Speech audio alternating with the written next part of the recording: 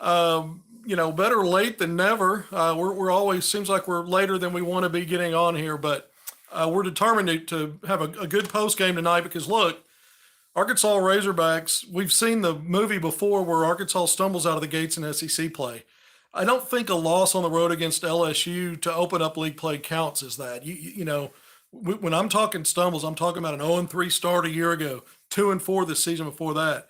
So you come home for your SEC home opener at Bud Walton Arena if you're the Arkansas Razorbacks and Eric Musman, and you're looking to not have another slide. You don't want another 0-2, 0-3 start. You don't want it to snowball. Missouri's coming off double-digit wins against ranked teams in Illinois, Kentucky, who's no longer ranked, 3 wins in a row, a tough road win against Central Florida.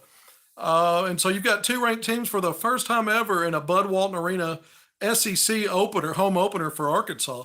So, there was some history, but the history that Arkansas wanted to avoid was another, multi-game losing start in SEC play. And Arkansas evens things up. Big 74-68, come from behind win. How many times have we seen in Eric Musman's program, the Razorbacks, really have to come back from double-digit deficits over the years? A lot of those at home or trailing at halftime at home. Arkansas was fortunate to only be down 7 points at halftime after falling behind by 17. And this wasn't as much about this Missouri team that averaged coming in 89 points a game and shooting over 60% from inside the arc, over 50% overall, an elite offensive team. It wasn't as much about Mizzou's offense early in this game as it was about Arkansas's, poor offense. Arkansas opened up, trying not to take threes and only attempted one in the first few minutes, but just couldn't get much going, fell behind 10-5. And then after the first time out, Arkansas comes out and starts taking some of those open threes, can't knock any down, can't scratch, and things kind of snowballed, and Missouri did just enough on offense. I thought Arkansas's defense was fine, but when your offense is that bad, your offense is, feeding into things kind of snowballing the wrong way. Mizzou goes up 25-8. Arkansas fans are probably nervous. This looks like it's heading to 0-2 in league play, but there was so much time left, and I thought Eric Musman turning to Joseph Pinion and bringing him off the bench was huge. Sometimes against these matchup zones, when you don't have three-point shooters and they're daring you to shoot, a guy like Joseph Pinion, even before he took his first three, they know enough to know that this guy's could make them if he takes them. And so it gives you just a little bit of gravity on one spot on defense where you can help open up driving lanes, help the ball movement. And then he was, it wasn't just his three-point shooting. He had a block on defense. He got an offensive rebound and a stick back in that first half. Led Arkansas with 7 points in the first half. So Arkansas comes back down 17, outscores Missouri, grinding. Offense still wasn't flowing, but just blue-collar stuff. Getting on the offensive glass, getting to the free throw line. Kamani Johnson, Jordan Walsh, had big hands in that run to get Arkansas within 34-27 at the break. Pinion gets the second half start.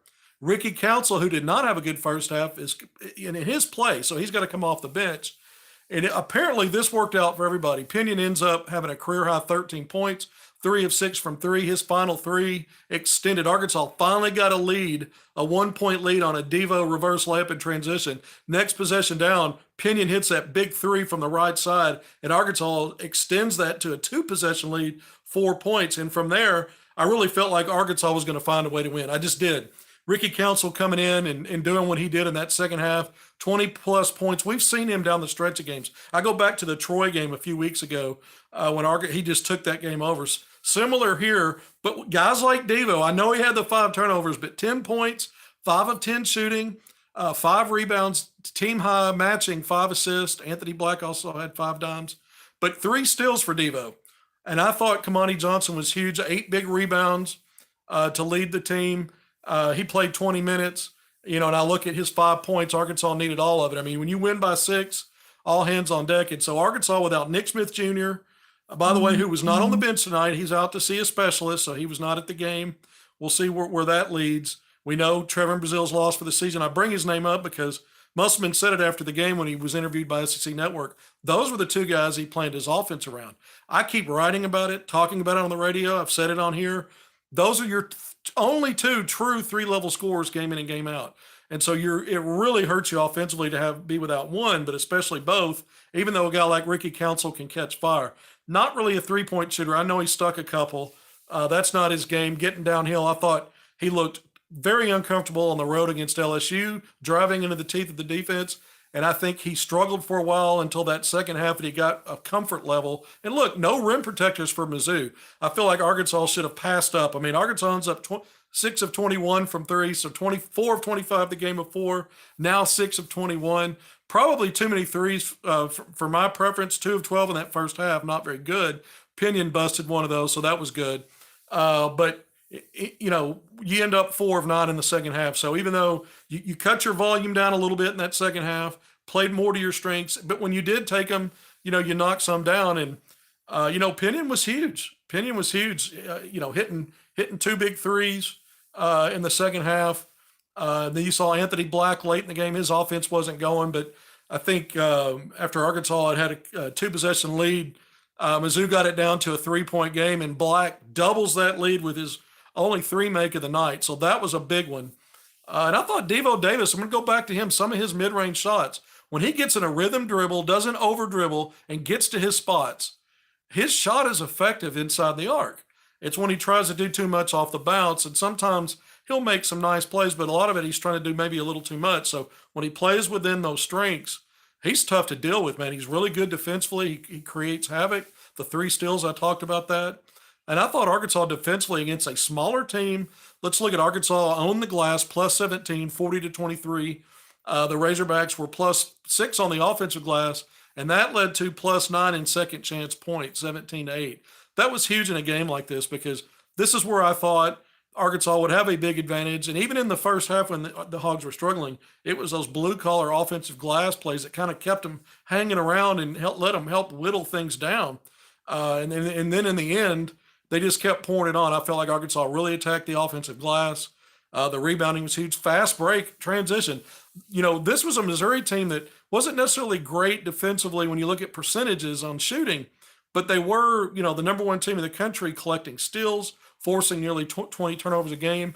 So that's a team that likes to score in transition, and they did some in the first half. I thought Arkansas really got better in its transition defense the final 20 minutes. And when you look at it collectively, Arkansas was plus 7 in fast break points. So that was a big win for the Razorbacks against a team that defensively, that's where it kind of reminded me of some of the old Nolan Richardson teams in a sense. High scoring team, small lineup, scrappy. They turn steals. They don't rebound as well, but they look for live ball turnovers and getting offense that way. I'm not saying this is anywhere near as good as some of Nolan's teams, but some of the blueprint stuff and playing it, going deep in your bench, 10 deep, some of that stuff and keeping legs fresh, I think some of that stuff's a little similar. And, Arkansas, to me, when I put both halves together defensively, despite what they had to overcome on offense to get things right, defensively, I thought Arkansas was pretty sound, even more so in the second half. But Mizzou, again, I talked about the percentages they had coming in. Finished 44% from the field. For a lot of teams, that's not awful, but here's a team that shoots over 50. They kept the 2-point percentage for Mizzou down. They come in at 61% there, kept that down, just over 50. And then 3-point percentage, I think they're around 37%. Arkansas holds them just over 31. So at all 3 levels, Arkansas did the job defensively.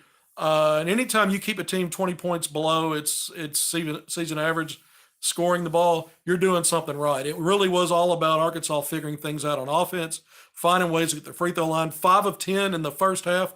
That's what Arkansas shot at LSU for an entire game. So you don't like the trend of 50%, but you like the volume of attempts. Again, undersized Mizzou, attack the glass, attack the paint, get away from that 3-point line if you can, and go inside. And I think Arkansas kind of probed a little awkwardly in that first half against that zone. And I thought they did a much better job with decisiveness on good driving angles. And, Pinion being on the floor, again, I'm going to go back to him. He changes things. You have to stay attached as a defender. And he made Mizzou pay a few times, knocking down those threes. I did an intro. I'll do it again. Hogville.net, YouTube live. I hope you go to our website, hogville.net. A lot of written content for football, basketball, baseball, and other sports, as you know. I've already got a rough draft of a game story up. I need to add quotes and a few more game details, but that's already up on the website. I'm here with you now to do this, and then once we're through with doing this post-game analysis, and I'm going to go through some of your questions and comments. I'm going to finish that story up, but we've got a veteran crew also at Hogville.net. Otis Kirk, Dudley Dawson, great job with those guys with football. We know how crazy football got after the season, with the bowl game, the portal, coaching changes, all the things.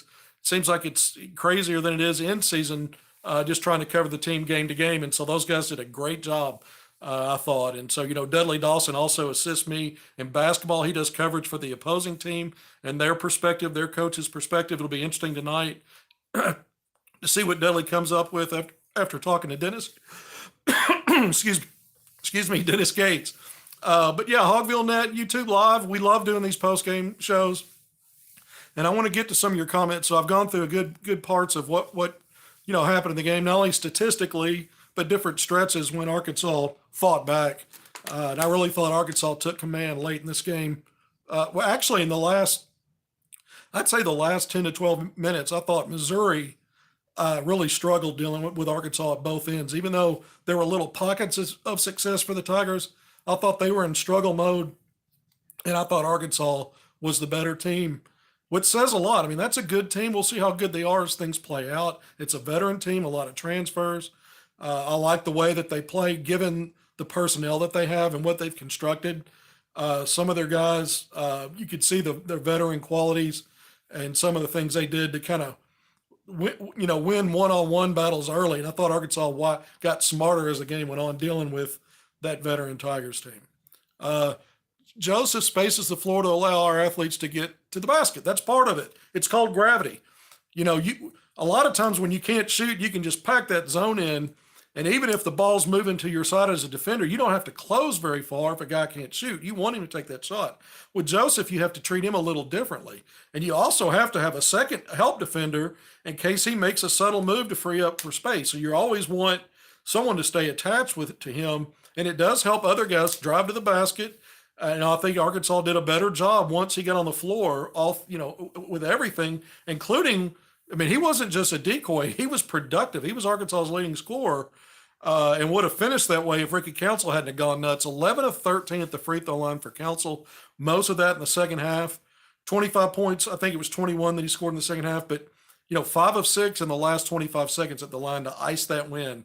Missouri kind of battled and stayed in there. I thought Kamani Johnson taking that charge late in the game on Kobe Brown, who just came off back-to-back 30-point games. I thought Arkansas, he played with foul trouble. I thought Arkansas did a great job on him. Their guards were crafty, but I expected that, watching this team do what it did to Illinois and then Kentucky, winning those games really in lopsided fashion. We miss Smith and Brazil against the zone. Right. That Arkansas does. You wonder, when I looked at Pinion, I thought Pinion showed some toughness, battling for rebounds. He didn't always stay attached on the initial drive, but I thought he tried to close and get himself back into plays.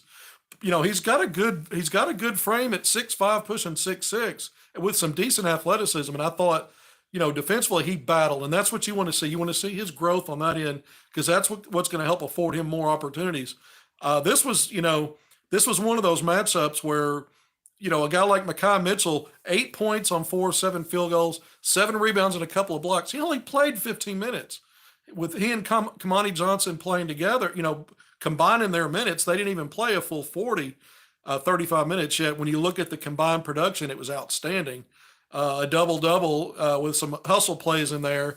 And I thought at times, I thought Mekhi, one of the reasons he wasn't on the floor as much in this game was just because of all of the savvy and quickness Mizzou had dealing with, Arkansas's perimeter defense. And I think on offense, Arkansas needed another player that could handle the ball and maybe drive. And so I thought at both ends, I understood why Musselman maybe limited his minutes in this game, but he was very productive in the time that he was out there. When you look at sometimes when you look at box score plus minus for players, it can be deceiving. Your eye test always tells you best. I know Ricky Council has led this team in a cumulative box score plus minus through the season. Not a very good first half. I think he was close to minus 20 or 18, somewhere in that region. And he ends up, having that strong second half, and Arkansas puts the comeback on. Really, Arkansas early in that second half, just chipped away. It's a small 7-point lead relative to being down 17. it didn't take very long to Arkansas to get on the winning side of the scorebook and just kind of keep that trend going. Even though Mizzou hung around, I felt like Arkansas. I mean, blistering hot shooting in the second half, over 61%. At one stage, I think Arkansas had made 19 of 27 of its, had gone 19 of 27 from the field, linking part of the first half to a good part of the second half. And they end up shooting over 61% in the second half. So it tells you that even though Mizzou wins this turnover battle +7, won the points off turnovers after Arkansas dominated in those areas 3 games prior to SEC play. It's 2 games in a row where it loses points off turnovers pretty significantly. But the points in the paint, again, just like LSU, very close, but Arkansas actually comes out on the wrong side of that, -2 there. I think at LSU they were -2 or -4. But in this game, getting to the foul line, they didn't do that at LSU. Making couple more threes than they did on the road. And then I thought just having one or two guys take over when needed. They really lack that down in Baton Rouge. Not one guy could really get control for any stretch of a game offensively when you're struggling and just will their way to baskets. Jordan Walsh kind of did it in the second half. He did have 13 second half points down at LSU. But tonight you had Pinion and you had Ricky Council in the second half. Pinion kind of crossover, 7 in the first to lead the team, 6 in the second. And then guys like Devo Davis punching in his 10 and doing other things, and some other guys scoring. I thought Jordan Walsh hit some quality mid-range shots in that second half to help fuel what Arkansas was trying to do. In addition to getting on the glass, 7 rebounds, had a couple assists. Jordan had played with foul trouble, got into some foul trouble. I thought maybe 1 or 2 of those were questionable, but 26 minutes for him. But Arkansas, now let's just talk about what this means. Arkansas is now 2-1 against ranked teams on the season. You go back to Maui when they split games against teams that were ranked then. So, you're 2-1 in those. This could end up being a quad win for Arkansas if Mizzou finds a way to finish in the net top 30 when the dust settles at the end of the season. That's a possibility. They're hovering right around number 30 right now coming into this game. We'll see what Mizzou does the rest of the way. And then Arkansas getting to 1-1 in league play. You're going back on the road against Auburn. Auburn lost on the road at Georgia tonight, 22nd ranked team in the country. I think Arkansas can win that game on the road. I'm not as impressed with this Auburn team as I have with maybe the previous 2 or 3 years. Then Alabama, top 10 team, maybe the best team right now in the SEC if you want to believe what their non-conference, what they did in non-conference, and how they've started 2-0 in league play. They're in that conversation, and they come into Bud Walton Arena a week from today. So that's, look, so now you're going to have 3 consecutive games against ranked teams, count Mizzou. And then after these next games I just talked about at Auburn and then back home in Alabama, you go back on the road for 2 more, Vanderbilt and then Mizzou. And we don't know if Mizzou will still be ranked by then, but 4 out of 6 on the road to start SEC play. And so this was a huge win. I don't want to overstate it, but I think it was. And I think if Arkansas, can go on the road and beat Auburn, that's a huge load of confidence coming in to face at Alabama. And that will be a mega national, that'll have that'll have the attention of everybody. It probably will anyway, but if Arkansas wins and Alabama's still unbeaten in league play, and we're talking a week from now, I'm getting a little bit ahead of myself, but what a start, what a great start to league play that would be, getting to that point, even 2-1, relative to what's happened the previous 2 years where Arkansas had to dig out of a hole. And once they dug out of holes, they really got on rolls. We know how it all ended. This one might shape up a little different. We'll see. I mean, Arkansas, again, 4 of their first 6 league games on the road.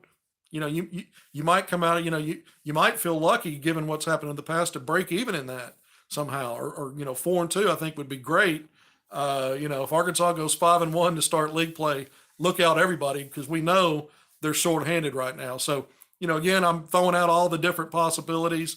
It's fun to think about, though, whether you're a fan, whether you're covering it, college basketball this time of year, once you get into conference play and you're at the high major level, the stakes go up, and everybody knows that, and every game out's a battle. You only get these kind of so that rolled off before I could read it. There's been a lot of comments, and I've just been yammering on. I mean, there's been a lot scrolling through here, so hopefully they'll come back up. Another thing when I look at this game, so Arkansas is 8-0 at home this year. That's a big deal because you want to take care of that home court. when we go back and look at those previous slides that started SEC play, there were some bumps at home against this Mizzou team 2 years ago. Not the same team, but this Mizzou program. It was a ranked team at that time. Arkansas had opened with a road win at Auburn, and then the wheels came off starting in their SEC home opener against Mizzou. Lost that by 13. Ended up starting 2-4 in league play. It was kind of a obviously from there you lose 4 out of your next 5. Starting with that Mizzou loss. So you want to have a win against another ranked Mizzou team now. My big question is, why can't we find ways around the zone defense? There's some different ways to do it. I thought in the first half, Arkansas was trying to do it more with pass first, not just around the horn, but even into the horn, in between the horns, free throw line extended, or maybe even a little deeper into that mid post, flashing guys. And then they would pass in and then maybe try to pass to someone low. I thought Arkansas missed some opportunities to turn toward the basket and try to finish and would pass it back out. Well, now you're running your clock down. Also, if you're passing back out to a guy who's open for 3, there's a reason he's open for 3 because they want you to take that. So I thought Arkansas did sort of some awkward fumbling dealing with the zone. It was awkward against LSU. And so I thought it kind of looked like here we go again. I think Pinion coming in helped. And then I think Arkansas just found a way to will itself back into that game. It's not like Pinion came in and they started just sparking magic. They were grinded, man. It was tough. Jordan Walsh was making tough plays. Kamani Johnson, Pinion, and they just drove that 17-point deficit down to 7. That's manageable. Second half looked like a different team. This was a second half adjustment game. That was pretty. I mean, yeah, Ricky Council had a bad first half, but he's been a guy that you've been riding with all year. I mentioned it before, a cumulative box plus minus is best on the team coming in. And you sit him down and you roll with Pinion. I understand why he did it, but it's easier to talk about and say it was the right opinion the way things played out, and we don't have to make those decisions. That was probably a tough one for Eric Milsman. Anthony Black needs to drive the ball against the zone. Well, there were times I felt like maybe he could have put it on the deck and pressured the top of that zone a little bit. Sometimes Devo gets more in trouble when he's not getting downhill and getting to a spot, when he's going east and west, and then he tries to cut in. Sometimes maybe get the shorter path is the better path. So I agree with that comment, not just about Black, but some of the other ones. Ricky Council was a guy that really played a lot of one-on-one basketball in the non-conference. And some of those mid-major opponents, it was easier for him to cross them up, get by him, get a shoulder by him. The next guy comes in his athleticism. It's tougher to do that in this league. It's tougher to do that, and I think he's been struggling a little bit. And it was something I thought might happen. But, boy, he sure looked good and looked like he figured things out and solved some puzzles down the stretch of this game. And once he got that dunk, that kind of fed that run, right? Because the next score was Devo in transition. Arkansas gets its first lead, goes up 1. Pinion hits a 3, 2-possession lead. And from there, I thought Arkansas would win this game. I really did, even though there was so much time left. I knew Missouri's a good team. I felt like Arkansas had solved enough of the riddle that was going to, find a way home. Arkansas built 8-point lead, and Mizzou would whittle it to 6, and eventually they got it down to 3, got a little closer.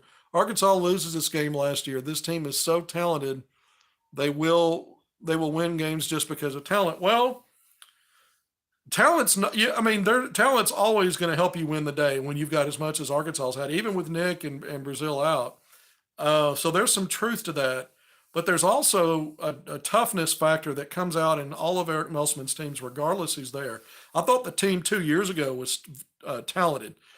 And with Nick and Brazil out, I can make a case that it's as talented as this group is. Top 5 or 6. Last year's team I didn't think was as collectively talented, but it had to grind, and so those ended up being special seasons. And so I think even we've seen programs that bring in talent and 5-star guys that can't figure out how to win or not win like you would expect them to. And Eric Milsman punches those buttons regardless of what the talent level is. It's been pretty good since he's been here because that's a credit to his recruiting. I think there's no doubt this is the most talented roster he's ever had, but 2 of the guys near the top of that are out. And so it's a little bit different dynamic. And, I would say Mizzou is maybe not one of the more talented teams in the SEC, but they've got other things that are really good. just like Arkansas's had. Arkansas has found ways to win when they didn't have really good 3-point shooting last year, or great decision making at your primary ball handler. So I thought, this team is finding its way through some of these problems. Let's not forget Arkansas's 8 points away from being unbeaten. I know I don't always like it when people say that. They lost 2 games by 3.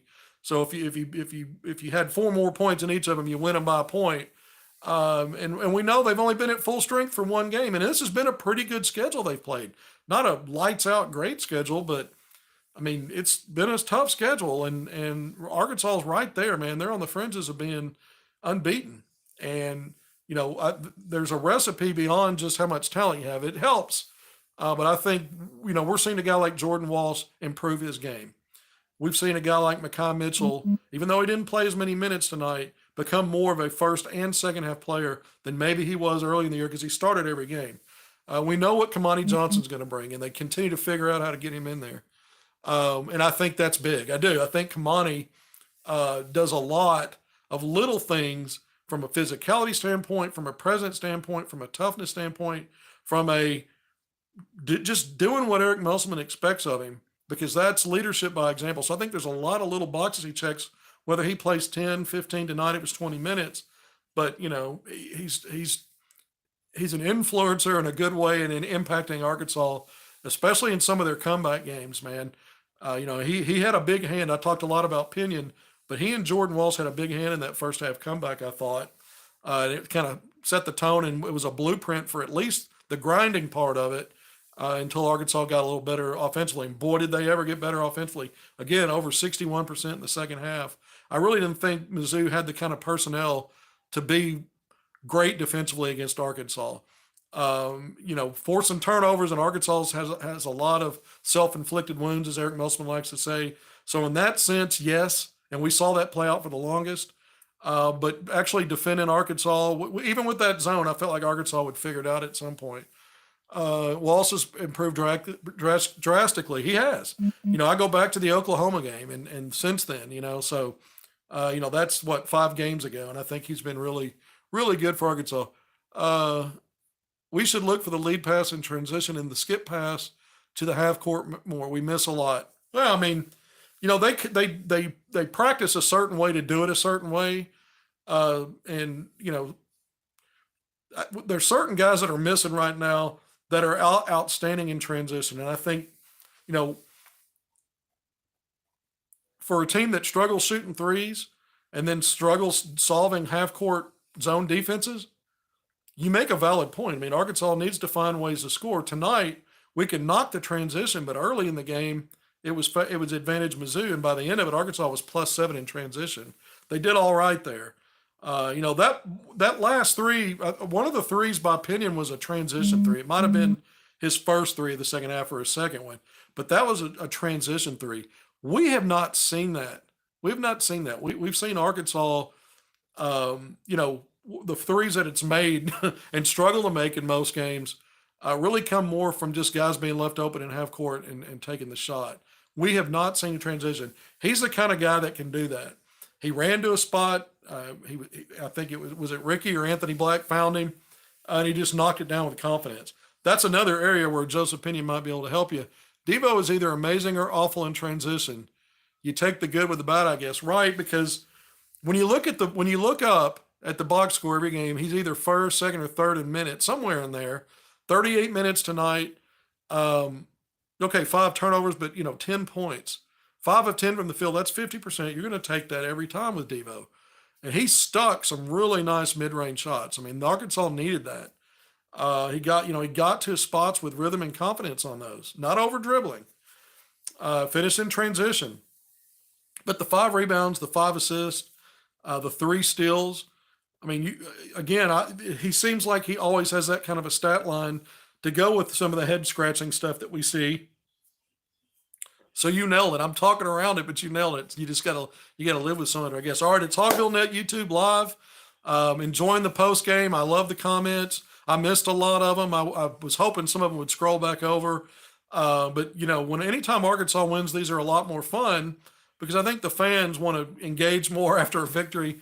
Sometimes maybe not as much after a loss.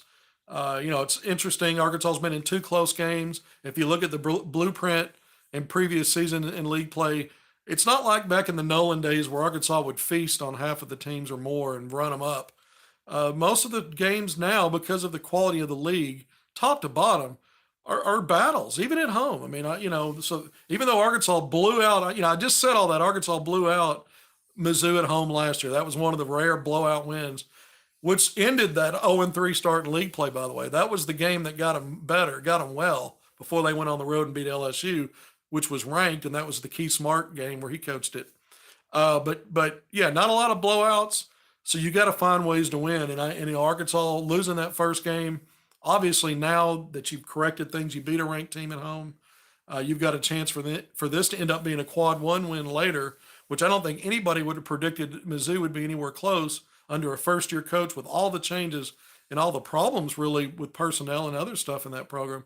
It just goes to show you how quality these league coaches are, even the new ones that are coming in with a plan. I think the guy at LSU's done a pretty good job. They go on the road and lose by 3 to Kentucky. That team's been in every game this year, regardless of what you think about the quality of that schedule. It'd be really easy for some of these programs that aren't in a position where Arkansas is in this league, to not fare as well as they have.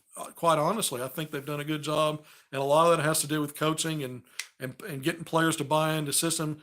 And I don't want to, talk about other teams and shift away from Arkansas, but Arkansas still has some advantages in this league with some of these newer teams. When you go on the road, you could throw some of that out the window.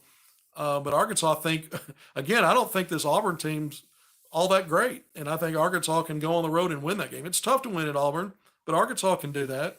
And then you're sitting pretty well with Alabama coming in. Everyone talking about Nixon Longerville, he's done for the year, holding out hope. Well, I've talked a lot about the Nick Smith situation. I know the intent is for him to get to 100% so he can play again for the Razorbacks. There was a lot of speculation when he was hurt coming out of preseason before the start of the regular season, the first game. It was that final week, the few days leading up when it happened. And a lot of speculation out there that, well, he's shutting it down until after the first of the year. He's not going to play. The soonest he'll play is after the first of the year. There was some talk that he was just maybe going to shut it down, period, because he'd already been hurt in Europe, which started everything. So that was the second time that he'd been injured or had issues with the same knee. So, folks were right about that. He came back and played. And I think he's going to try to do it again. Now, there are a lot of things. He's having knee assessment. I've been talking about for weeks the fact that we don't know if he's had a second opinion, if he'll get more opinions, what's down the road. We know he needs to get to 100% or he's not going to play. Things can change. And then the folks that said, I told you so, will say they were right. But the truth is, his plan has been to get back. He's been a part of this team. If he was fully committed to shutting it down, he wouldn't be on the bench, I don't think, with the team, even the last couple of games. My opinion, I don't know this for a fact, when he could be doing other things to help himself get ready for the next level. The draft's just in June, and he's got a lot at stake. Now, the dynamics can change based on new assessments of the knee, other things. So don't want to spend a whole lot of time on it. People could end up being correct. It could be a correct opinion that he's not going to play again, but not for the reasons you think now. I don't think anyone has intentionally shut him down to this point. That could change at any moment if he's getting a second opinion, though, which might be what he's doing if he's having the knee assessed and was away from the team tonight. So we'll see. I mean, it may end up we hear something soon on that. It may go on a little longer. I know that classes start back. I think it's January 16th at Arkansas. So that's that's less than 2 weeks away. We're going to find something that if he's still in school by then, that means he's working hard to try to get back. So we may find out things just from that standpoint sooner rather than later. But Arkansas is certainly missing him. I think in both of these games, I think Arkansas is probably 2-0 right now with Nick Smith Jr. in the lineup healthy. With Trevor Brazile, I think they're 2-0 with an asterisk of everybody else in college basketball shaking in their boots right now. I'm not saying Arkansas would have blown out these two teams, but I think all hands on deck. Arkansas probably sends a statement setting up what could have been a top 5 matchup, with Alabama in a few days. in a week's time. So, again, I'm playing the what if game now. We're talking about Nick Smith. I threw Brazil back in there because that's what we were looking to when we saw this recruiting class coming into the season.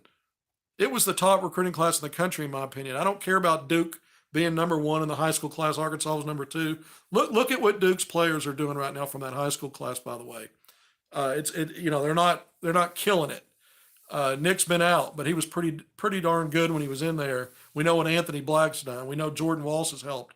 But when you add in Brazil and these transfers, I think it was the best overall class in the country. And I felt like Arkansas had, and I've said it so many times, the makings of a Final Four team. I think they might still have that if they can get Nick back. I'm not saying they can't get there with both of those, with both lost for the year if that's how it plays out. I'm not saying they can't get there. I don't look at what they have and say that's a Final Four roster. Even though there's still a lot of good players there, it looks like a tournament team to me. Right, what they have right now looks like a team that could get back to that second weekend, like what has happened the previous 2 years. I'm not sure. I feel like I look at it and think, that's a Final Four roster. So you'd love to get Nick Smith Jr. back if you can, if you're Arkansas. If it doesn't happen, you got to find a way. And Musselman's been great at finding ways.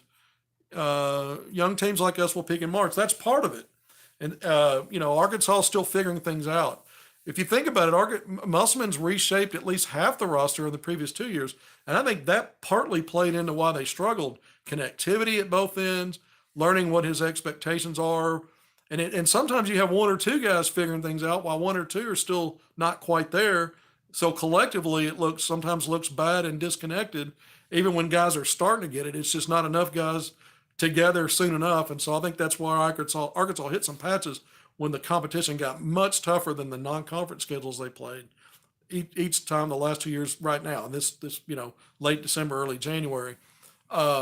But this year was a little different. I think the non-conference schedule was tougher. I think the Europe games helped. I think that Texas game helped on the road in the exhibition. Arkansas's played away from home, I think, 10 times on the season. I think a lot of that helped, and I think it's helping Arkansas right now with two marquee players out that are, arguably first-round draft picks in a few months. Brazil, would have worked his way to that had he stayed on board, been able to stay and not be injured. So I think, you got to look at Arkansas right now, not saying, well, here we go again with the slide. We may be talking a different tune this time next week after Arkansas's played Auburn and Alabama. But right now, this was the response you wanted. And again, it's the first time ever at Bud Walton Arena for an SEC opener, for home opener for Arkansas, that both teams were ranked. So that, that's a feather in the cap. That's something to send you into the weekend on the road with some confidence. And it's good to see Ricky Council kind of get his groove back. I felt like that's, something that he's been sputtering a little bit of late, and so I thought that was big. And again, I think, a guy like Anthony Black, 40 minutes again tonight. He had another turnover problem in this game, a lot of it early. But I think he's a guy that's going to settle in to be his best self, even if it takes a few more games. I think he's going to get there. I think with Devo, a lot of you are right. You got to live and die with it. I don't know at this point in his career how much he's going to eliminate some of the head scratching stuff, but he sure does a lot of stuff to help you win games. And I do think Mekhi Mitchell has been consistently good. They tried to play Graham tonight. I haven't talked about that.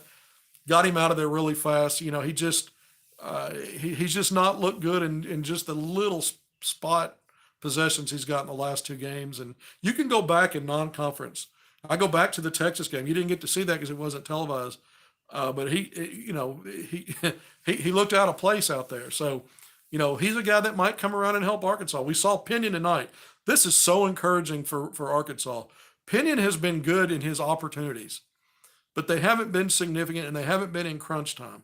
He got inserted into the game when Arkansas went 0 of 13 on the road in the first half, shooting from three against LSU. And he got a 3-up. But it shows me that Musselman trusts him enough to give him spot duty. And then what did he do with his spot duty tonight? He grew it into something much bigger by being productive and having impact.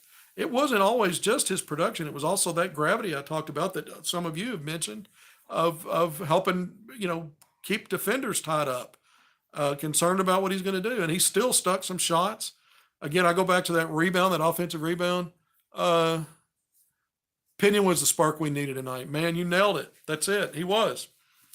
You know, I, I really, going back to the LSU game and then tonight early on, I'm just looking at Arkansas's um, rotation players really struggling, almost in a trance.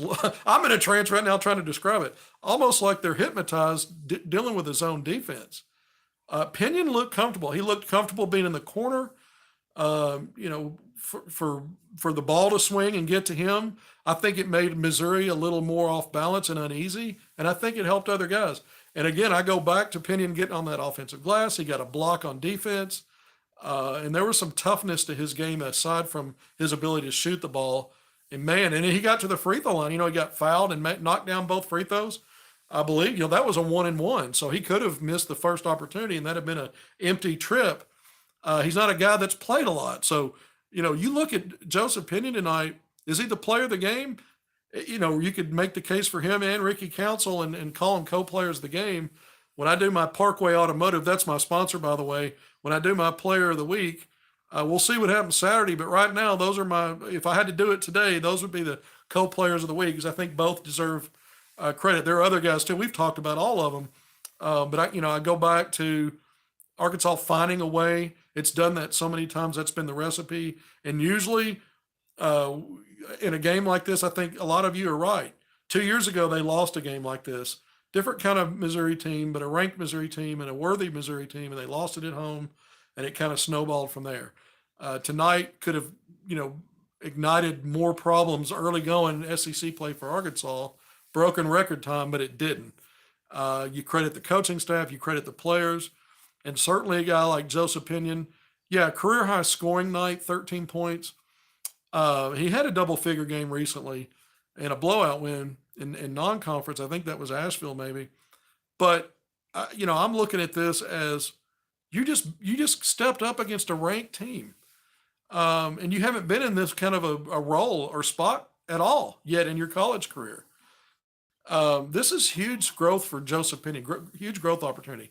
We don't know what his opportunity is going to be, but I have a feeling he's earned more and will have a chance to get more, especially if Arkansas continues to struggle early in games trying to figure out how to attack defenses. Some of these zone defenses morph, there's their matchup, they have some man principle when the ball swings to certain places where they really attack, and guys will allow themselves to get out of position. That was one thing about Missouri. That team was not afraid to get out of position to flash for a steal, a deflection, and that Arkansas struggled with that at times. Once again, Arkansas defeats the 13th ranked Arkansas Razorbacks, defeat the Missouri Tigers, 20th ranked coming in, 74-68 at Bud Walton Arena. It was the SEC home opener for the Hogs. They get to 1-1 in league play, now 12-2 overall. I think the resume is outstanding to this point. It's got a chance to get a lot better because you've got quad one win opportunities back to back in these next two games: Auburn on the road, Alabama at home, and then you'll have another one against Missouri 2 games later on the road because no matter where Mizzou is in the net, as long as they're in the top, I don't know what it is. I think it's top 75 at that point. That's a quad one result. So if Arkansas can go on the road and win that one, so Arkansas is going to have a lot of quad one resume building opportunities. The resume looks good right now. I think Arkansas, has a chance to really change the narrative on how they start SEC play.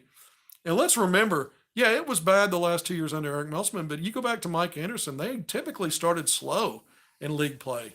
And they certainly didn't have the kind of finishes aside from the one season where they went 13-5 and finished second in the league. Bobby Portis, SEC Player of the Year. They ended up ranked that year and finished ranked, but that was the Kentucky team that went undefeated until it got, I think they lost to Wisconsin. I don't know if they got to the Final Four or lost in the Final Four, but I know they were undefeated until that time. That was just one of those years. But Arkansas has typically, and then you go back to Pelfrey and Stan Heath, and so Arkansas, since the Nolan era, has struggled out of the gates in SEC play. So let's see if they can flip that narrative, change that narrative. Again, it won't be easy. I've talked about what's up ahead, but I think this team is playing better together defensively they've been outstanding in really in 2 games, even though they lost at LSU. And so if your defense travels, I think the competition steps up just a little bit comparing Auburn to LSU, but I'm not overly impressed with Auburn. I think the competition definitely steps up against Alabama. That'll be the best game, the best team that Arkansas has played all year when they face the Tide in a week. So, things are always serious in the SEC. I think they're going to it stair steps up. And so let's see what happens with the Hogs. I'm glad you guys are with me. Let's talk recruiting just a little bit. I've been on here for 45 minutes, and we can take this opportunity. Arkansas had a visitor in tonight, Davis Ray, a top, he's a top 15 player in the class of 2025. He's a guard. He's at Link Academy right there in Branson. The team was down for this game. Arkansas has shown interest in him. I got to see him play a few weeks ago against Bay Fall in Fort Smith, and so he's a very good player. That's a deep Link Academy team.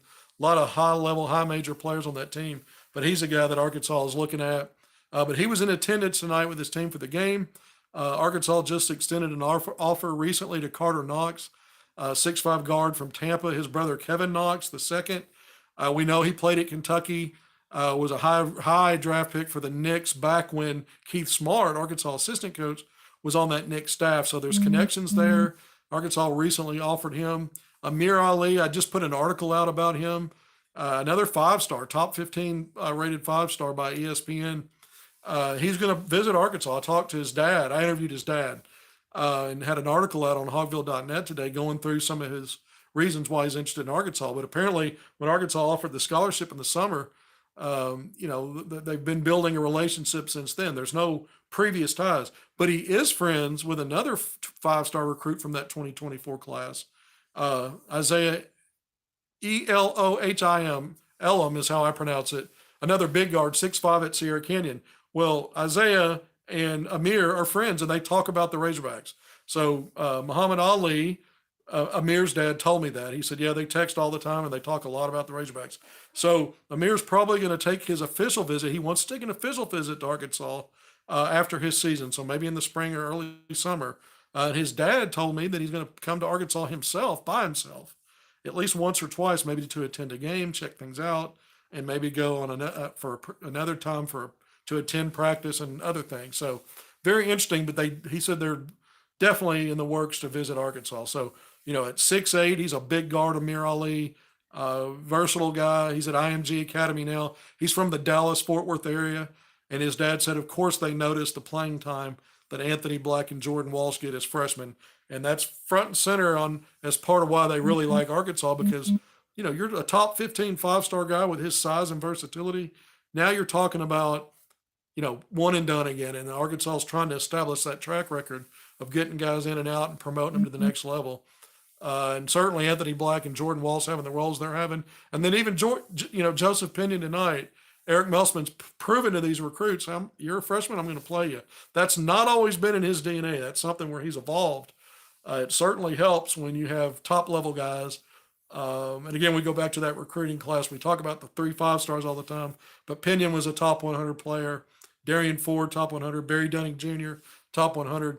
It's going to be fascinating to watch their college careers evolve because those guys have not been in the mix except for Joseph Pinion tonight. And I can't wait to see where that goes. Joseph's been a young man that I've covered for years since he was playing 14 and under with Nick Smith Jr. with the Arkansas Hawks, basically just out of 8th grade. And, they were teammates back then. So I've been, to see his comeuppance and his maturation. I thought, before he had a knee injury in high school, I thought he was headed to being a top 50-ish kind of talent. And that knee injury set him back a little bit. But, I see him getting stronger since he's been in college. I could see the coaching that he's taken to it. He's getting better defensively. It's still not exactly where it needs to be, obviously, but it's getting better. And so great to see him get his opportunity and then shine tonight. Arkansas doesn't win this game without the efforts, contributions, production, and impact of Joseph Pinion. Auburn guards think they are Steph Curry. Yeah, I mean, they recruit those small guards. They don't mind firing the ball up. They think they're Steph Curry or Isaiah Joe.